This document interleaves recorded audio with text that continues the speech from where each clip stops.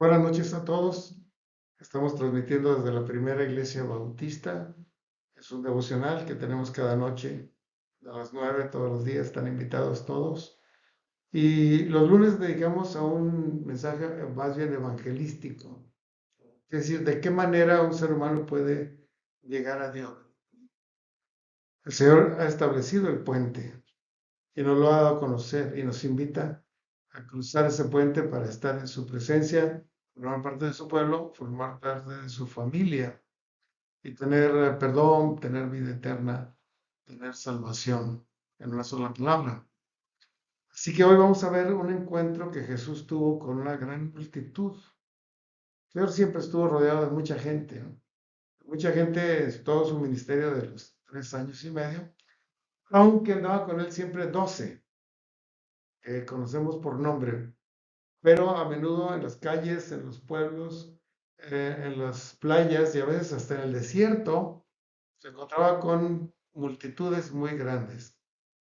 Y hoy vamos a ver el encuentro del Señor Jesús con una gran multitud, para que veamos cuál fue la actitud del Señor ante ese pueblo, comparado con lo que hace un futbolista, o lo que hace un político, lo que hace un policía, lo que hace un terrorista, o lo que hace cualquier otra persona que no es Dios.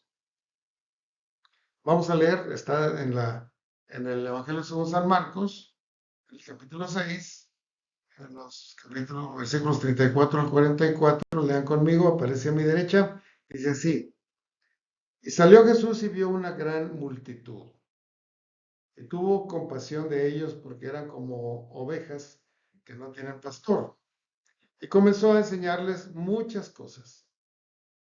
Y cuando ya era muy avanzada la hora, sus discípulos se acercaron a él diciendo: El lugar es desierto, Señor, y la hora ya es muy avanzada. Despídelos para que vayan a los campos o a las aldeas alrededor y compren pan, pues no tienen que comer. Respondiendo el Señor les dijo: denles ustedes de comer. Ellos dijeron: que vayamos y compramos pan por 200 denarios y les demos de comer. Y les dijo: ¿cuántos panes tienen ustedes? Vayan y vean. Y al saberlo, ellos dijeron: pues tenemos 5 panes y 2 peces, nada más. Y les mandó que hicieran recostar a todos por grupos sobre la pasto verde, sobre la hierba. Y se recostaron por grupos de cientos y de 50. Y entonces tomó los 5 panes y los 2 peces, levantando los ojos al cielo, bendijo y partió los panes. Y los dio a los discípulos para que los pusiesen delante, y repartieron los 2 peces y los 5 panes entre toda la gente. Comieron todos y se saciaron, y recogieron los pedazos de panes y peces que sobraron, y después de haber comido todos, y 12 cestas llenas fue lo que sobró de aquella comida. Y los que habían comido eran como 5,000 hombres, sin contar a mujeres y niños que también comen y a veces comen más. Miren, estamos en la época, en el mero apogeo del ministerio terrenal del Señor Jesús. Ustedes sabrán que él vivió 33 años entre nosotros, y los últimos 3 años y medio los dedicó a su ministerio, a predicar, a sanar, a alcanzar, a buscar a los perdidos, porque él vino para buscar y salvar a los que se habían perdido. Esa es el quehacer del Señor Jesús, la misión que el Padre le encomendó a su Hijo: ve y busca a los que son perdidos y sálvalos. Así que en aquel tiempo en que estaba el Señor en su más grande actividad, fue el tiempo en que murió Juan Bautista, fue asesinado por Herodes en el palacio, y el Señor estaba en la más intenso ministerio. Y la gente ya lo seguía con frenesí, ya no lo dejaban en paz, seguían atrás de él. Si estaba en casa, iban. Si estaba en la playa, iba con la playa. Si estaba en los montes, iba a los montes. Si rodeaba el mar, lo seguían hacia el otro lado, porque la forma que el Señor se alejaba de las multitudes, subiendo una barca con sus discípulos y cruzar el mar chico, como un gran lago.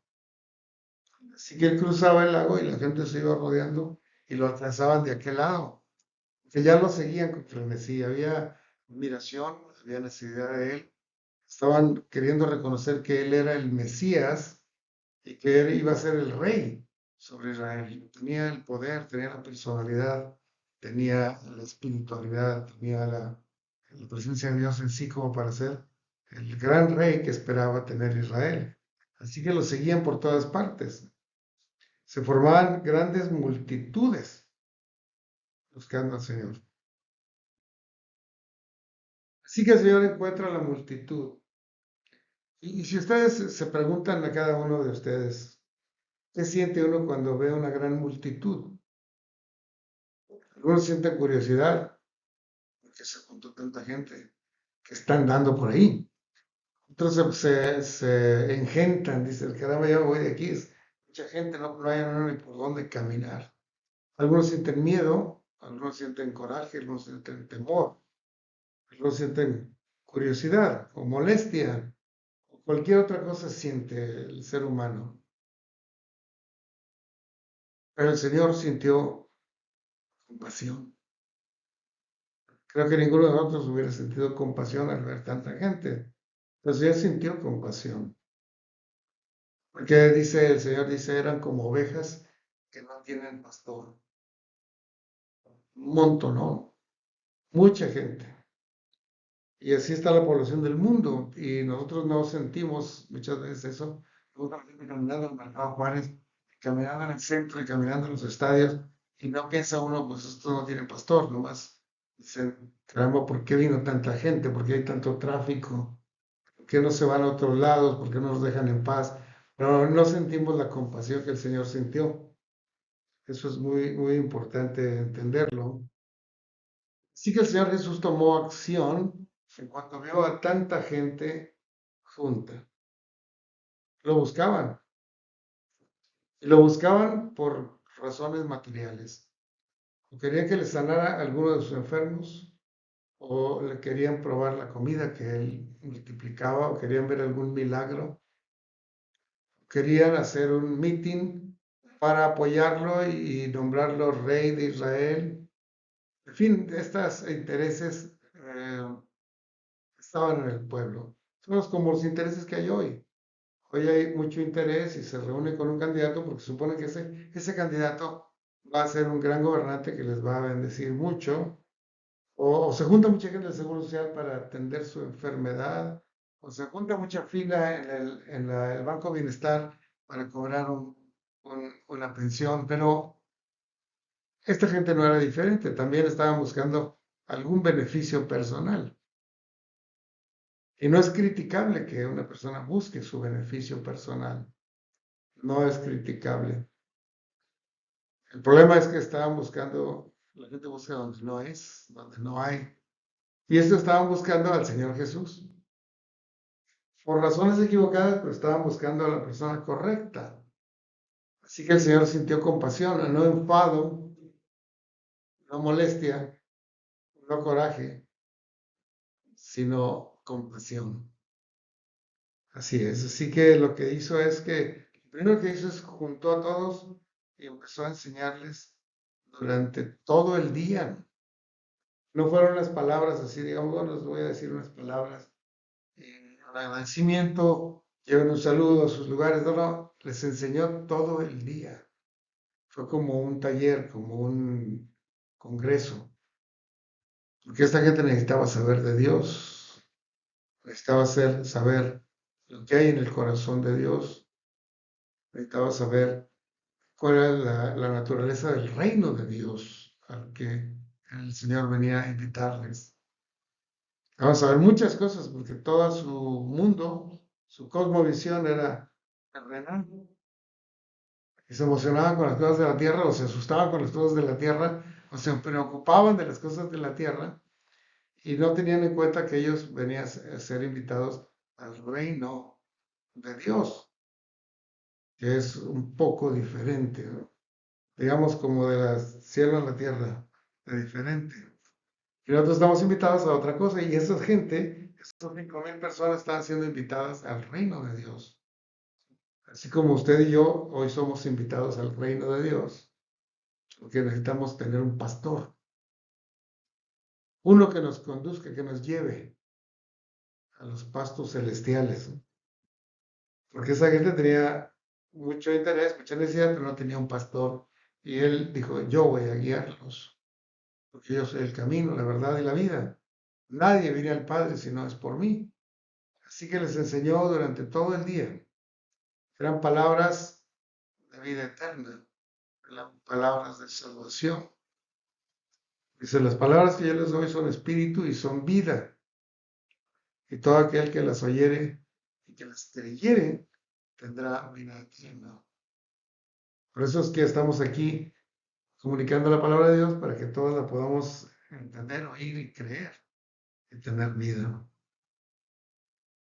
Cuando los discípulos se preocuparon de lo material, porque ellos también eran todavía carnales y decían, no, yo tengo hambre, esta gente también debe tener hambre y seguramente no traen suficiente alimento, vamos a despedirlos, Señor, despídelos. Diles que se vayan para que busquen ahí a ver dónde vayan a buscar su alimento. Ya es muy tarde, ya está anocheciendo. El Señor les dice una palabra impresionante, un mandamiento a sus discípulos, a sus seguidores, pues denles ustedes de comer. Denles. Fue un mandamiento inexplicable, incomprensible. Dice, pues, los discípulos, que eran buenos administradores, que habían sido comerciantes de pescado, que habían sido cobradores de impuestos, que habían sido comerciantes en muchas cosas antes de venir a Cristo, decían, caramba, fácilmente son 5,000 hombres.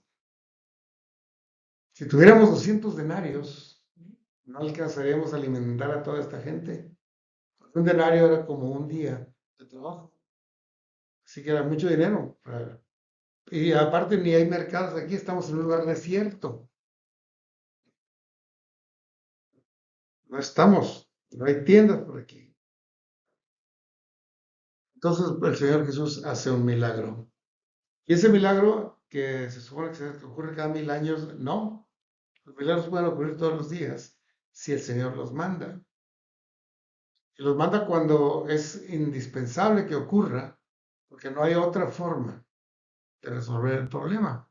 Cuando hay otras formas, el Señor permite otras formas. Pero cuando no hay otra forma, el Señor opera un milagro. Bien, pues estos milagros ocurren en el momento oportuno para darle gloria a Dios. Así que cuando le dicen, no, no tendríamos con 200 denarios, Señor. Era bueno para calcular, no tendríamos. Bueno, ¿cuántos panes tienen? No les digo que lean lo que no tienen. Digan lo que ustedes tienen. Ese es el secreto. Vayan a ver cuánto tienen. Señor, nada más tenemos 5 panes y 2 peces. Tráiganlos para acá. Y los trajeron, y los pusieron en una canasta. El Señor levantó los ojos al cielo y bendijo, y Señor, multiplica este alimento. Y empezó a repartirlo. Antes había ordenado que todas las gentes se sentaran en grupos de 50, en grupos de 100. Para contarlos bien, eran como 5,000. Y él les mandó con sus discípulos, repartan estos alimentos.